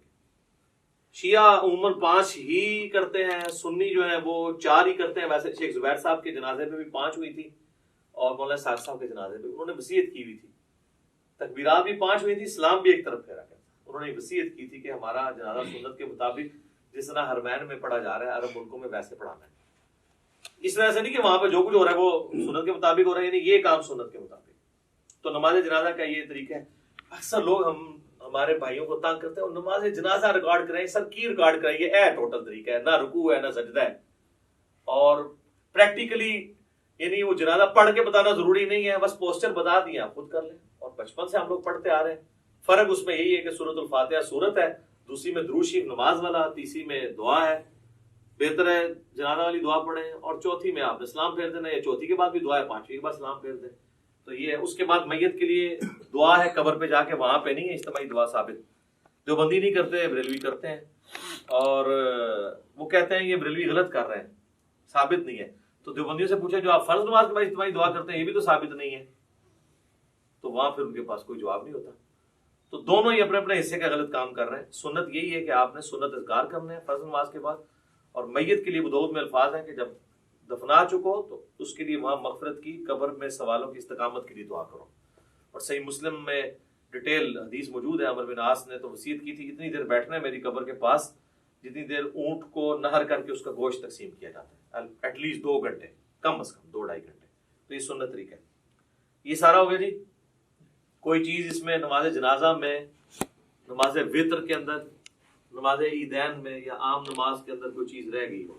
جنازے میں کوئی کسی بندے کی تکبیرات چھوٹ جائے، ہاں اس میں یہ ہے کہ جس طرح عام نماز میں تو ہمیں پتہ نا کہ اگر کوئی رکعت چھوٹ جائے تو وہ رکعت پوری کرنی ہوتی ہے، تو اس میں بھی اگر آپ کی تکبیرات چھوٹ گئی ہوئی ہیں نا تو آپ نے تکبیرات جو ہیں وہ پوری کرنی ہے. اب چونکہ اگر سرن ہو رہا ہے پھر تو آپ کو پتہ ہی نہیں کون سی تکبیر چل رہی ہے، تو آپ اپنی ترتیب سے ہی کریں. آپ یہی سمجھیں وہ آپ کی پہلی ہے، آپ سورۃ الفاتحہ پڑھ لیں، اور اگر جہرن ہو رہی ہے تو آپ اسی کو فالو کریں، اور جو رہ گئی ہے امام کے سلام پھیرنے کے بعد آپ اس کو مکمل کریں ان تکبیرات کو. اور یہاں پہ میں آپ کو ضمن بتا دوں، جو ائمہ حضرات ہیں نا ان کی ذمہ داری ہے کہ وہ تکبیرات زیادہ لمبی نہ کہا کریں، کیونکہ پیچھے مقتدی پہلے ہی اللہ اکبر کہہ دیتے ہیں، اور اگر تکبیر تحریمہ والا اللہ اکبر مقتدی نے امام سے پہلے کہہ لیا اس کی نماز سٹارٹ ہی نہیں ہوگی، کیونکہ امام سے آگے نکل گیا نا. درمیان والی جو انتقال والی تکبیرات ہیں وہ تو آگے پیچھے ہو سکتی ہیں اس میں، لیکن پہلی تکبیر اگر امام سے پہلی. اب کئی امام جنازے میں، عیدین میں، عام نمازوں میں تو نہیں، زیادہ جنازے میں ہوتا ہے، وہ کرتے ہیں اللہ اکبر. اب نیچے جو بیچارہ شروع کرتا ہے، عیدین میں بھی دیکھا ہے لوگ شروع کرتے ہیں تو وہ اکبر ختم نہیں ہوتا، وہ پہلے ہاتھ باندھ دیتے ہیں یا ہاتھ چھوڑ دیتے ہیں. تو میں تو انتظار کرتا ہوں جب وہ اکبر کے رع پہ پہنچتا ہے نا نماز عید میں یا نماز جنازہ میں، تو پھر میں اللہ اکبر سے پڑھوں. تو یہ آپ ٹرین کریں تو بہتر یہ کہ آپ مختصر اس کو کریں، اتنا لمبا نہ کریں کہ پیچھے لوگوں کے سانس ٹوٹ جائیں، یا ان کو ایجوکیٹ کریں. اتنا لمبا کرنے کی ضرورت کیا ہے؟ یہ تو ضرورت تھی اس وقت جب سپیکر نہیں تھے تو پیچھے تک آواز پہنچانے کے لیے کہ چلو آ ہی جائے کسی کو آواز. تو اب تو ضرورت نہیں ہے. اللہ اکبر سپیکر میں اتنے ماشاءاللہ موجود ہے. اور کوئی چیز اس حوالے سے جو اس کے پوسچرز طریقے کے اعتبار سے آ رہی ہو؟ جی سنت ہے. جنازے میں بھی ہر تکبیر کے اوپر رفع الیدین کرنا، یہ بھی سنت ہے. نماز عیدین میں بھی ہر تکبیر کے اوپر رفع الیدین کرنا سنت ہے. ابو داؤد میں واضح حدیث ہے، مسند احمد میں موجود ہے. عبداللہ بن عمر کہتے ہیں کہ قیام کی حالت میں نبی علیہ السلام جب بھی تکبیر کہتے تھے تو اپنے ہاتھوں کو بلند کرتے تھے. تو یہ جنرل ہے، ٹھیک ہے. شیخ البانی کا یہ موقف ہے کہ جنازے میں عیدین میں چھوڑ بھی سکتے ہیں، اور یہاں پہ بھی جو البانی صاحب کے فالوور ہیں وہ عید کے خطبے میں کہہ رہے ہوتے ہیں چھوڑ بھی دیتے ہوں. میں خدا دا ناج حنفی سال بعد کرنے لگے جو وہ بھی چھڑان لگے ہو. کیوں اس طرح کی باتیں بتاتے ہیں جو سند سے ثابت ہی نہیں ہے؟ یہ بالکل غلط ہے. رفع الیدین تو المعجم الکبیر طبرانی پہ ہے کہ رفع الیدین کرنے پہ ہر انگلی کے عوض آپ کو 10 نیکیاں ملتی ہیں. تو اسی لیے تو ہم قنوت وتر سے پہلے بھی رفع الیدین کرتے ہیں تاکہ ہم یہ نیکیاں ضائع نہ کریں، ٹھیک ہے. تو یہ آپ 10 انگلی ہیں تو 10 ضرب 10 کر لیں. تو رفع الیدین کریں جی، وتر میں بھی کریں، عام حالت میں بھی کریں، جتنا آپ کر سکتے ہیں کریں. اب تو اللہ کا فضل ہے کہ رفع الیدین کی ایکسیپٹنس آ گئی ہے. کوئی مسجد ایسی نہیں ہے جہاں پہ آپ کو آمین اونچی کہنے والے رفع الیدین والے نہ ملیں. انقلاب تو آیا ہے نا جی، صدا تو جھوم رہی ہے ہر طرف سے کہ نہ میں وہابی نہ میں بابی، میں ہوں مسلم، علمی کتاب. اللہ کا شکر ہے لوگ کتابوں کے ساتھ جڑ گئے. چلیں جی، یہ سارا میں نے اس لیے بیان کیا تاکہ آپ کو ایک بلو پرنٹ اس حوالے سے کلیئر ہو جائے. اور اس میں اب میں پریکٹیکلی نماز پڑھ کے آپ کو بتاؤں گا تاکہ یہ پتہ بھی چلے کہ پڑھنا کس بیچ میں کیا کچھ پڑھنا ہے. اور اس میں پوسچر اس طریقے سے بناؤں گا جو میں نے آپ کو ایجوکیٹ کی ہیں، انہی پوسچرز کے مطابق میں آپ کو لے کے چل رہا ہوں گا تاکہ آپ اس سنت کے مطابق نماز کے طریقے کے اوپر عمل کر سکیں. تو اب انشاءاللہ تعالی میں پریکٹیکلی نماز پڑھ کے بتاؤں گا انشاءاللہ. اچھا میرے بھائیو، اب میں انشاءاللہ آپ کو پریکٹیکلی کم از کم 2 رکعت پڑھ کے بتاؤں گا تاکہ آپ کو پتہ چلے کہ نماز کے اندر کون کون سی تسبیحات پڑھنی ہے، ثنا کیسے پڑھنی ہے، سورۃ الفاتحہ، جو ایک کم از کم درجہ نماز کا اتنا ہونا چاہیے. باقی آپ جتنا گڑ ڈالیں گے اتنا میٹھا ہے. تو چند تسبیحات کے ساتھ میں اس کو کور کروں گا تاکہ آپ لوگ وہ چیزیں یاد بھی کر سکیں. جو لوگ سن کے یاد کرنے کے عادی ہیں ان کے لیے انشاءاللہ تعالی آسانی ہوگی انشاءاللہ تعالی. ساتھ ساتھ پوسچر بھی کور ہو جائیں گے انشاءاللہ تعالی.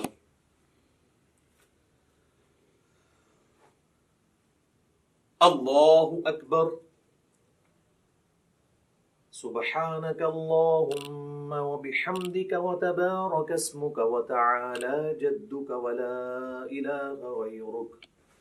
أعوذ بالله من الشيطان الرجيم. بسم الله الرحمن الرحيم الحمد لله رب العالمين الرحمن الرحيم مالك يوم الدين إياك نعبد وإياك نستعين اهدنا الصراط المستقيم صراط الذين أنعمت عليهم غير المغضوب عليهم ولا الضالين آمين بسم الله الرحمن الرحيم قل يا أيها الكافرون لا أعبد ما تعبدون ولا أنتم عابدون ما أعبد ولا أنا عابد ما عبدتم ولا أنتم عابدون ما أعبد لكم دينكم ولي دين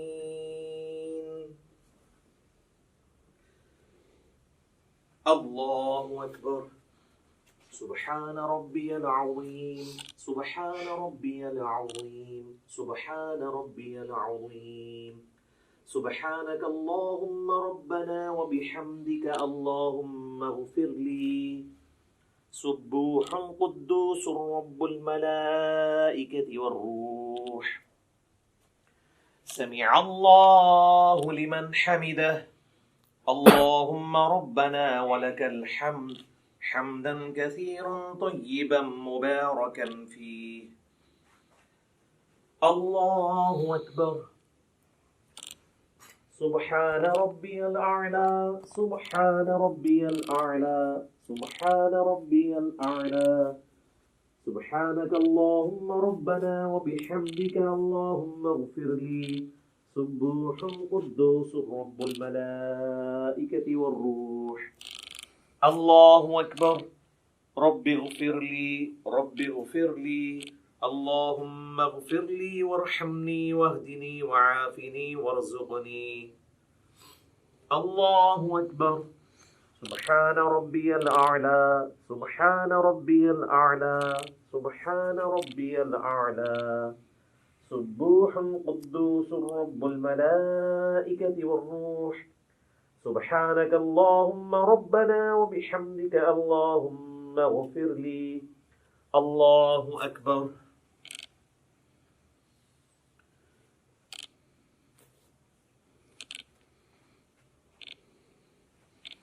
بسم الله الرحمن الرحيم الحمد لله رب العالمين الرحمن الرحيم مالك يوم الدين إياك نعبد وإياك نستعين اهدنا الصراط المستقيم صراط الذين أنعمت عليهم غير المغضوب عليهم ولا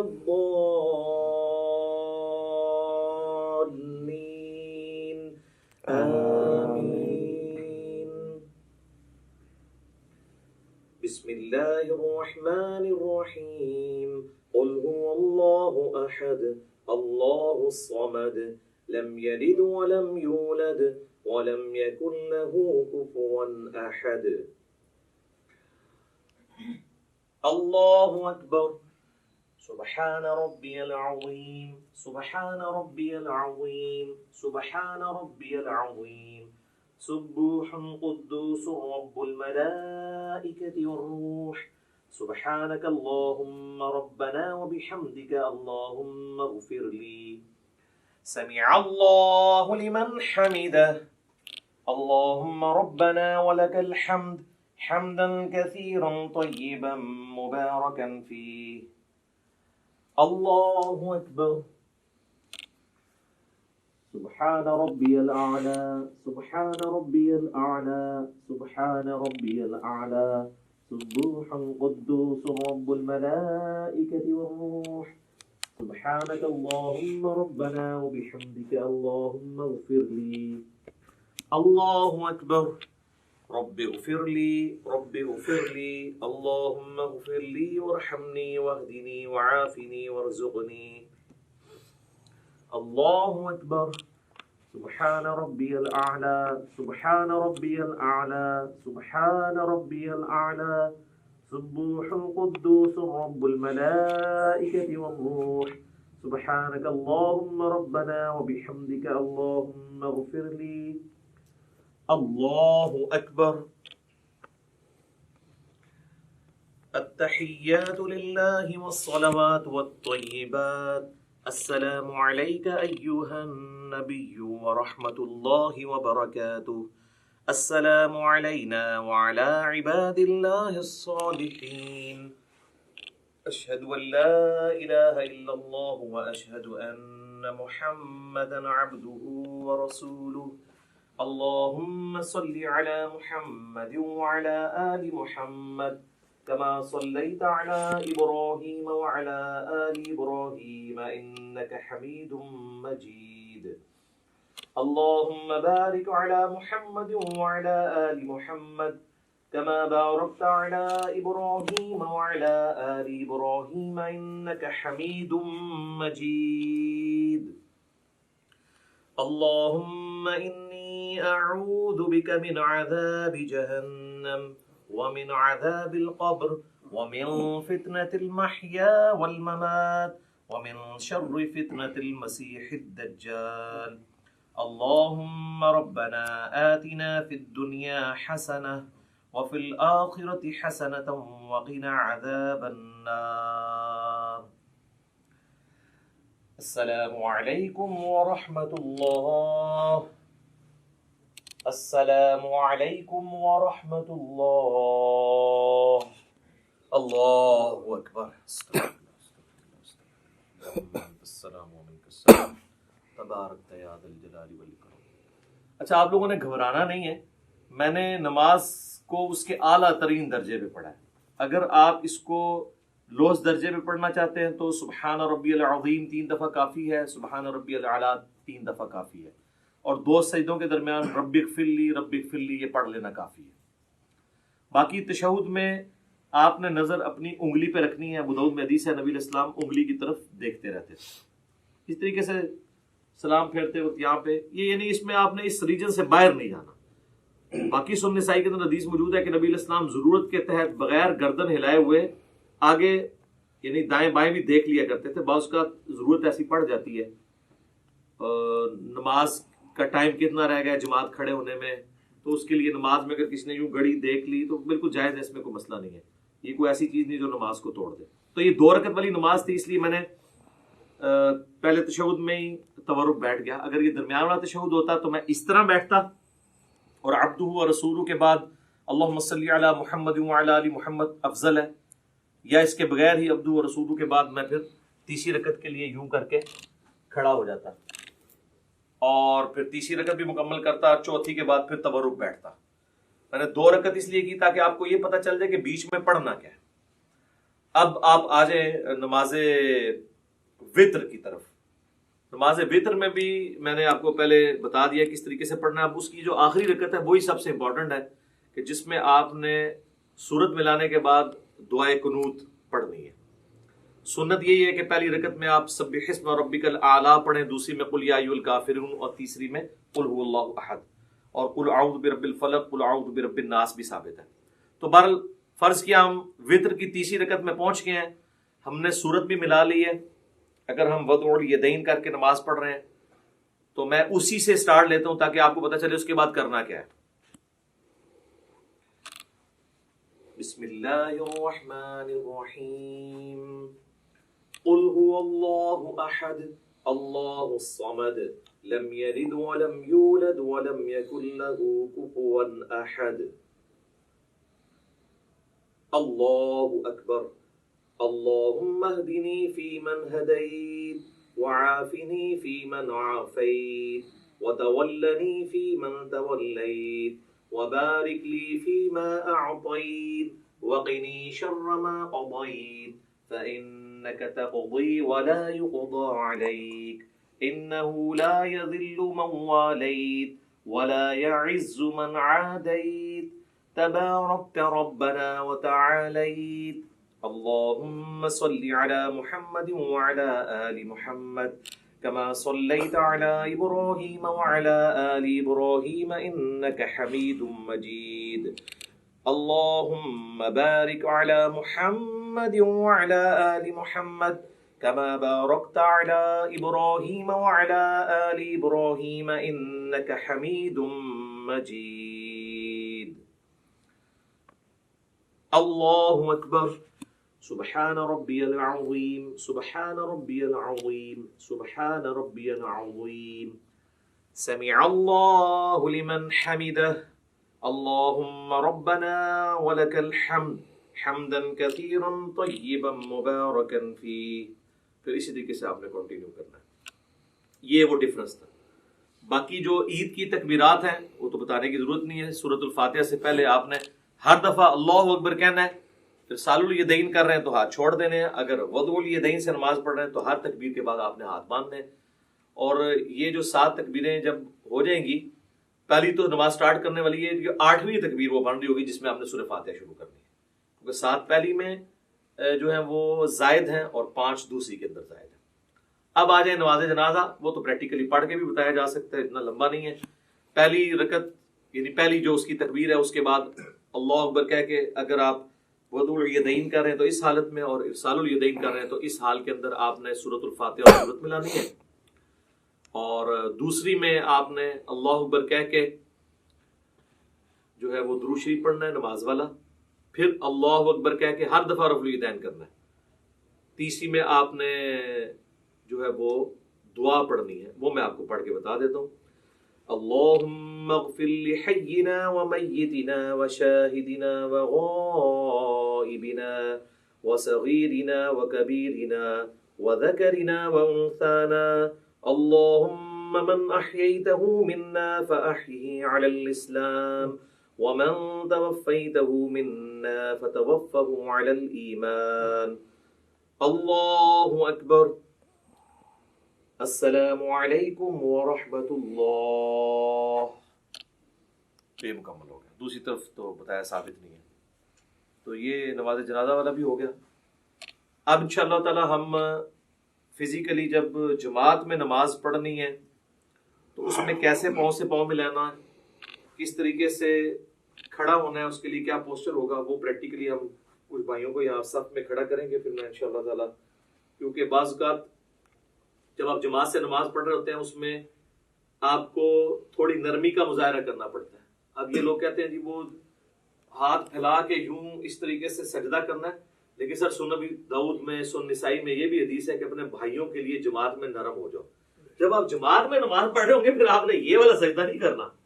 ویسے آپ بے شک یہ بھی کر لیں، کوئی مسئلہ نہیں ہے، ٹھیک ہے، لیکن جب آپ جماعت میں ہوں گے تو آپ کوشش کریں گے کہ تھوڑے سمٹیں. اور اب اس میں اگر آپ کا یہ حصہ یہاں اپنے ساتھ لگ جاتا ہے کوئی مسئلہ نہیں. ایک چیز ہے جس کی مانت ہے کہ جو کونی ہے وہ زمین پہ نہ لگے، کتے کی طرح بچھانی نہیں ہے. اس کے علاوہ اگر کسی کا یوں مل جاتا ہے یا یہاں سے یہ بھی مل جاتا ہے تو کوئی اس میں مسئلہ نہیں ہے. حتیٰ کہ صحیح بخاری میں آتا ہے کہ جب مسجد میں رش ہوتا تھا صحابہ کرام کہتے ہیں ہم ایک دوسرے کی پیٹھوں کے اوپر سجدے کر رہے ہوتے تھے، اور اگر زمین گرم ہوتی تھی تو اپنی پگڑی کا پیچ جو ہے وہ آگے کر لیتے تھے تاکہ ماتھا نہ جلے.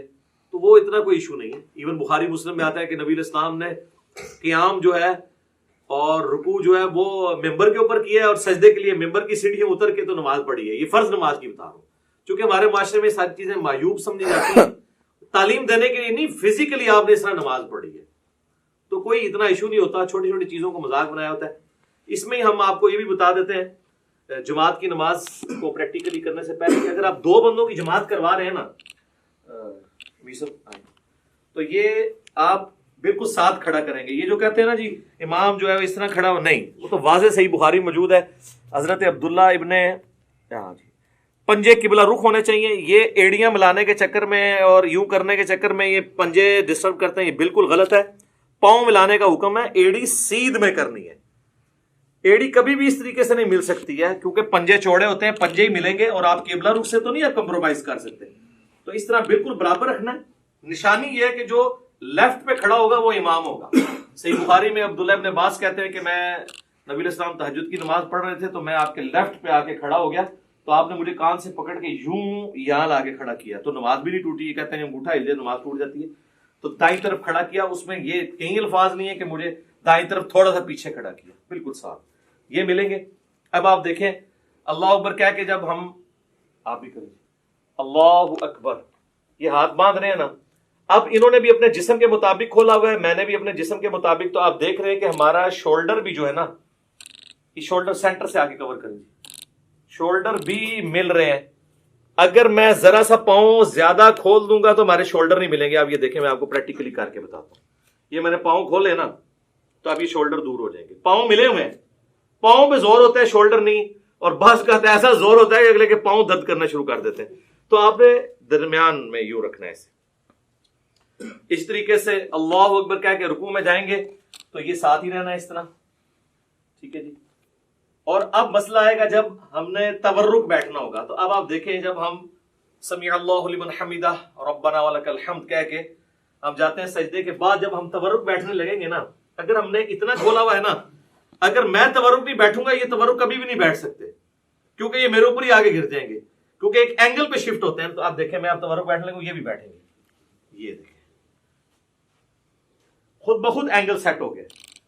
اگر آپ ذرا دوسری طرح بیٹھیں, میں ایسے ہی بیٹھا رہوں اور اب آپ تورک بیٹھیں تو یہ میرے اوپر ہی آگے گریں گے. میں نے اب کیا نماز پڑھنی ہے؟ ایک بندہ بھی تورک چھوڑ دے. اچھا کئی لوگ وہ جماعت سے لیٹ ملتے ہیں, وہ کہتے ہیں ہماری تو درمیان والی رکعت ہے, ہم نے تورک کیوں بیٹھنا ہے؟ بھئی جب آپ امام کے پیچھے ہیں نا تو اب آپ اس جماعت کو فالو کریں. پھر یہ بھی پوچھ رہے ہوتے ہیں جی امام کی تیسری ہے ہماری دوسری, ہم رفع دین کریں یا نہ کریں؟ بھئی امام کر رہے تو آپ کریں گے, اس لیے کہ آپ اپنی پہلی رکعت میں تشہد بیٹھتے ہیں کیا؟ نہیں. لیکن جب امام کے ساتھ آپ دوسری میں آ کے بیٹھتے ہیں تو آپ کی وہ پہلی ہوتی ہے, لیکن آپ امام کی وجہ سے تشہد بیٹھ جاتے ہیں. تو باقی چیزیں بھی امام کے مطابق فالو کریں, یہ بہتر طریقہ ہے. تو یہ تورک میں یہ چیز ضروری تھی. ایک بندہ بھی ڈنڈی مارے گا تورک, اور اگر کسی نے آپ کے ساتھ والے ڈنڈی مار دی ہے تو اب بہتر یہ ہے کہ آپ اس پہ گرنے کی بجائے نا آپ بھی پھر اسی طریقے سے ہی بیٹھتے ہیں. بھئی کئی لوگ پوچھ بھی رہے ہوتے ہیں کہ جی ہم موٹے ہیں تورک نہیں بیٹھ سکتے, نماز ہو جائے گی میرے بھائی اگر کسی کے لیے. میں نے تو بڑے بڑے موٹے لوگوں کو بھی دیکھا ہے, بل وہ پھر تورک تو ایسا بیٹھتے ہیں دو بندے نا تورک ملتے نے ہو نال تسی بیٹھ جاؤ تو ان کو بالکل لحاظ نہیں ہوتا کہ ادھر والے کا کیا بن رہا ہے ادھر والے کا کیا بن رہا ہے. تو بہت موٹا بندہ ہے, موٹاپا ویسے پسند بھی نہیں ہے نا, اسی لیے پسند نہیں ہے. تو وہ یہ تورک, آپ جب تک آپ تورک آسانی سے بیٹھ رہے ہیں تو آپ سمجھ لیں آپ سمارٹ ہیں. یہ آپ کا چیک پوائنٹ ہے. جیسا میں کہتا ہوں نماز کی 3 بریکیں ہیں. ایک رفع الیدین, رفع الیدین نہ ہو تو دڑا دڑا آپ پڑھیں گے. دوسرا جلسہ استراحت, کہ آپ نے دوسری رکعت میں اٹھنے کے لیے دوسرے سجدے کے بعد بیٹھ کے اٹھنا ہے. اور تیسرا آپ جو سجدے میں جانے سے پہلے ہاتھ لگاتے ہیں. جو لوگ ہاتھ نہیں لگاتے ڈائریکٹ جاتے ہیں وہ تو بڑی تیزی سے پڑھ رہے ہوتے ہیں. یہ دیکھیں نا آپ جس نے ہاتھ لگانا ہے اس نے تو پہلے ایسے کرنا ہے. یہ 3 بریکیں نماز کی اللہ نے رکھی ہیں جس کی وجہ سے نماز کی سپیڈ کنٹرول رہتی ہے. اب انشاءاللہ تعالی ہم چند بھائیوں کو یہاں پہ صف میں کھڑا کریں گے اور چیک کریں گے کہ صف میں کتنا پاؤں کھولیں. زیادہ کھول دیں گے تو پاؤں تو ملیں گے, شولڈر نہیں ملیں گے. اور بعض ایسے ہوتے ہیں ایک پاؤں تو انہوں نے ایسے ملایا ہوتا ہے, دوسرا اتنی دور ہوتا ہے کہ سامنے والا بندہ پاؤں جوڑتے جوڑتے ایسے ہو جاتا ہے بیچارہ, اور لت درد کرنی شروع کر دیتی ہے. تو میرا خیال ہے کچھ لوگ اب جو ہے نا ادھر سے کھڑے ہونا جی, ادھر سامنے آ کے باری باری سب کو کروا لیتے ہیں نا. اچھا میرے بھائیو, اب انشاءاللہ تعالیٰ آپ کو پریکٹیکلی بتائیں گے کہ صف میں جب زیادہ نمازی کھڑے ہوں گے تو کس طریقے سے انہوں نے نماز پڑھنی ہے. 2 ہوں گے تو ساتھ کھڑا کرنا ہے, اور 2 سے زیادہ ہوں گے تو امام آگے ہوگا, پیچھے ہوں گے باقی. البتہ اگر میاں بیوی جماعت کروا رہے ہیں تو وہ ساتھ اپنی بیوی کو نہیں کھڑا کرے گا, بیوی ایگزیکٹ اس کے پیچھے کھڑی ہوگی. اور ترتیب یہ ہے کہ سب سے آگے جو ہے وہ مردوں کی صف ہوتی ہے, اس کے پیچھے بچوں اور غلاموں کی, اور اینڈ پہ عورتوں کی صف ہوتی ہے. تو اب یہ ہم نے صف کے اندر 1 2 3 4 5 6 7 8 9 بھائیوں کو کھڑا کیا ہے. 8 اللہ وطر ہے, وطر کو پسند کرتا ہے. آپ دیکھیں جی انہوں نے اپنے جو ہے وہ پاؤں اتنے کھولے ہوئے جتنے ان کے جسم ہے, اس سے زیادہ نہیں کھولے, ورنہ پھر ان کے کندھے نہیں ملیں گے. آپ دیکھیں ان کے پاؤں بھی ملے ہوئے ہیں اور ان کے کندھے بھی ملے ہوئے ہیں. آج پیچھے کر کے ذرا کندھے ان کے ذرا کور دکھائیں, دور سے ہی دکھا دیں. آپ ادھر ہی دیکھیں کندھے سب کے ملے ہوئے ہیں. اگر ان میں سے کسی نے ذرا سے پاؤں زیادہ کھول دیے کم, تو پھر ان کے لیے یہ تھوڑا سا ویسے ہوا ہے ان کا. ٹھیک ہے, یہ آپ نے خود ڈیسائیڈ کرنا ہے. شعیب بھائی آپ کو پاؤں زیادہ پھیلانے ہوں گے، آپ کے اوپر سے باڈی چوڑی ہے، ہاں یہ آپ نے غلط کیا ہوا ہے، اور ٹھیک ہو گیا جی. پاؤں کے پنجے قبلہ رخ ہیں، ایڑیاں سیدھ میں ہیں، اور یہ صحیح بخاری میں موجود ہے کہ صحابہ کرام کہتے ہیں کہ جب ہم صف سیدھی کرتے تو پاؤں سے پاؤں یلزقو کے الفاظ ہیں، مل جایا کرتے تھے. ایڑیاں ملیں گی، پنجے آگے پیچھے ہو سکتے ہیں. آپ دیکھ رہے ہیں کہ کسی کا پاؤں چھوٹا ہے تو اس کا پنجہ پیچھے ہے، ان کا پاؤں بڑا ہے پنجہ آگے، لیکن ایڑی سب کی سیدھ میں، ایڑی کو سیدھ میں رکھ کے سب سیدھی کرنی ہے، پنجے کو نہیں. اور ملنے پہ جب باری آئے گی تو صرف پنجے ہی ملے گا، ایڑی تو نہیں مل پائے گی. ایڑی کو ملانے کی کوشش کریں گے تو بعض لوگ ایسے کر لیتے ہیں، وہ ٹیڑے ہو جاتے ہیں پاؤں، وہ بالکل غلط ہے، قبلے سے تو نہیں ہٹنا. ٹھیک ہے جی، یہ آپ نے مٹھی نہیں بنانی، نارمل رکھنا، ہاں ایسے نارمل. اب آپ سارے آئیں جی اس پوزیشن میں کہ آپ رفع الیدین کرنے لگے، اپنے ہاتھوں کو اس طرح بلند کریں جس طرح میں نے بتایا تھا. ہاں جی، ابھی دیکھیں جی کتنے لوگوں کی غلطیاں نکلیں گی جی کہ ان کے ہاتھ کہاں پہ. یہ دیکھیں نا، یہ آپ کا ہاتھ یوں ہوگا نا تو تب یہ دونوں ہاتھ برابر ہوں گے. جس نے پریکٹس نہیں کی ہوئی نا، ادھر بیٹھ کے یہ دیکھیں، یہ میرے سے بھی ہو جاتا تھا، یہ آپ کا ہاتھ اوپر ہے، اب آپ کا ہاتھ برابر ہے. ٹھیک ہے، ٹھیک ہے جی. اور ہاتھوں کو نارمل رکھنا ہے، اینڈ کرو. اس کا بڑا آسان طریقہ پتہ کیا ہے؟ یہ دیکھیں جی، آپ نے پریکٹس کرنی ہے نا تو آپ یوں ہاتھ رکھیں اور اس کے بعد ہاتھ کو یہ پیچھے لے کے تو پھر آپ سیدھا یعنی دیوار کے ساتھ پریکٹس کریں گے تو آپ کی پریکٹس بنے گی. ٹھیک ہوگا جی، ٹھیک ہوگا. اللہ اکبر. اب ہاتھ باندھ لیں. ہم وضع الیدین والی پہلے مثال سامنے رکھتے ہیں، اور ہاتھ جو ہیں وہ ٹھیک ہے. ویسے بعض لوگوں کی انگلیاں یہاں سے لٹکی ہوئی ہیں، بعض کی نہیں ہے. ٹھیک ہے، اس میں کوئی نہیں، جہاں آپ کو آسانی ہے وہ آپ کریں، کوئی مسئلہ نہیں ہے، یہ کوئی اتنا مسئلہ نہیں ہے. اور یہ آپ کا کیسے ہو گیا جی؟ ایسے اس کو اگر آپ یوں کر لیں تھوڑا سا تو آپ کو آسانی ہوگی. یہ ٹھیک ہوگا جی، بالکل ٹھیک ہے، جہاں آپ کو آسانی ہو. زبردست، ماشاء اللہ تعالیٰ. اور اگر آپ دوبارہ سے آپ تکبیر کیا کہ ارسال الیدین کریں تو کیسے کریں گے؟ آپ اللہ اکبر کہیں، اللہ اکبر. ارسال الیدین کریں گے تو نارمل ہاتھ یوں چھوڑیں گے آپ، جہاں پہ آپ کو آسانی سے جہاں پہ چھوڑتے ہیں. اگر آپ نے یوں کر کے نماز پڑھا نہیں ہے. ٹھیک ہے جزاک اللہ. اچھا، یہ آگے کیوں ہے آپ کے ہاتھ سائڈ پہ کیوں نہیں ہے؟ ایک دوسرے کے ہے، دیکھو نا. چلے جہاں پہ آسانی سے آ گئے. ٹھیک ہے جی. اب آپ نے اللہ اکبر کہہ کے رکوع میں جانا ہے، رفع الیدین کریں اور رکوع میں جائیں سارے. اللہ اکبر. ہاں جی، اب رکوع میں پتہ چلے گا جی کس کس کا ٹھیک ہے. ماشاء اللہ جی، ساروں پہ ٹھیک ہے، زبردست. ادھر سے شروع کریں تو پتہ چل جائے گا.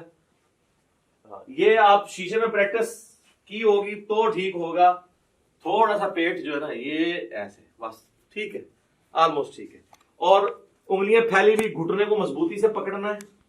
اور نہ میر صاحب یہ آپ یہ سیدھی کریں، ایسے کونی بالکل سیدھی ہونی چاہیے، تو تب یہ آپ کی گردن سے آئی، یہ آپ بالکل ٹھیک ہو گیا. یہ بالکل تنی بھی ہو کمان کی طرح، جس طرح ابو داؤد میں آتا ہے کہ کبا کی ڈوری جس طرح تنی آتی تھی، بالکل سیدھی. ٹھیک ہے جی. آپ کو یہ پرابلم ہے جی اس طرح کرنے میں، گھٹنے کو پکڑنے میں، ایسے ایسے یہ ایسے کر کے پکڑیں گے، یوں کر کے. ٹھیک ہے جی. سمیع اللہ لمن حمدہ. ٹھیک ہے، اللہم ربنا ولک الحمد. ٹھیک ہو گیا.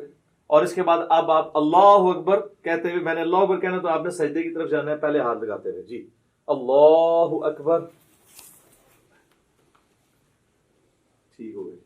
اچھا، ابو داؤد میں ایک حدیث ہے کہ نبی علیہ السلام کی جو ہاتھ ہے نا، ہتھیلیاں، وہ کانوں کی سیدھ میں بھی چلی جاتی تھی.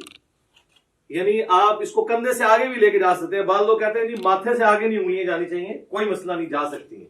بس بہتر طریقہ وہی ہے جس طریقے سے آپ لوگوں نے کیا ہوا ہے.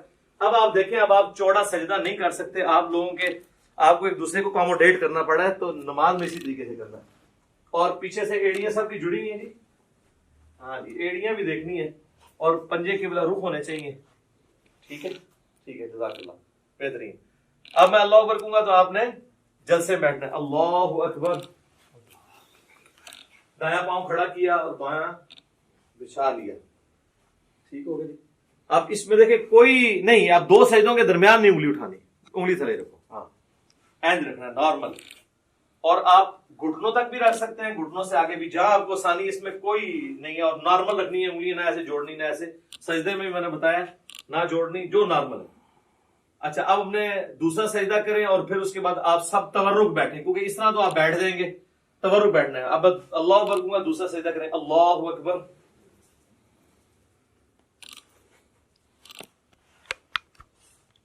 اب آپ کو اللہ اکبر پہ تورک سب کو بیٹھنا ہے. اللہ اکبر. دیکھ لیں جی، ہم نے پریکٹیکلی کر کے بتایا. وہ لوگ کہتے ہیں نہیں جماعت میں تو تورک بیٹھے ہی نہیں جاتا. کیوں نہیں بیٹھا جاتا؟ ایک بندہ جب ڈنڈی مارتا ہے تو تورک رہ جاتا ہے. نہیں، ساروں بیٹھے ہوئے ہیں نا، دیکھیں نا، سارے تورک بیٹھ کے بتا رہے ہیں. تورک بیٹھیں گے سارے تو پھر کور ہوگا. ایک بندہ بھی ڈنڈی مارے گا تو ساتھ والا دوسرے تورک نہیں بیٹھے گا. ٹھیک ہوگا جی. یہ پریکٹیکلی نماز میں یہ چیز ضروری تھی. اب ٹھیک ہے، سلام بھیج دیں جی. السلام علیکم ورحمۃ اللہ. السلام علیکم ورحمۃ اللہ. ٹھیک ہے.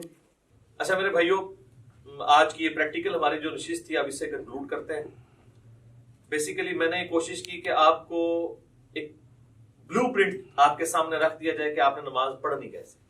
باقی اس کے اوپر تو گھنٹوں بولا جا سکتا ہے. آپ میری ویڈیوز دیکھ لیں، ہر ٹاپک کے اوپر کئی ایک ویڈیو کلپس ریکارڈڈ موجود ہیں. اللہ تعالیٰ ہماری اس ایفرٹ کو قبول فرمائے. اللہ تعالیٰ سے دعا ہے جو حق بات میں نے کہی اللہ تعالیٰ ہم سب کے دلوں میں راسخ فرمائے. اگر جذبات میں میرے منہ سے کوئی غلط بات نکل گئی تو اللہ تعالیٰ ہمارے دلوں سے معاف کر دے. ہمیں کتاب و سنت کی تعلیمات پر عمل کر کے دوسرے بھائیوں تک پہنچانے کی توفیق عطا فرمائے. سبحانک اللہم و بحمدک، اشہد ان لا الہ الا انت، استغفرک و اتوب الیک، وما علینا الا البلاغ المبین. جزاکم اللہ خیرا.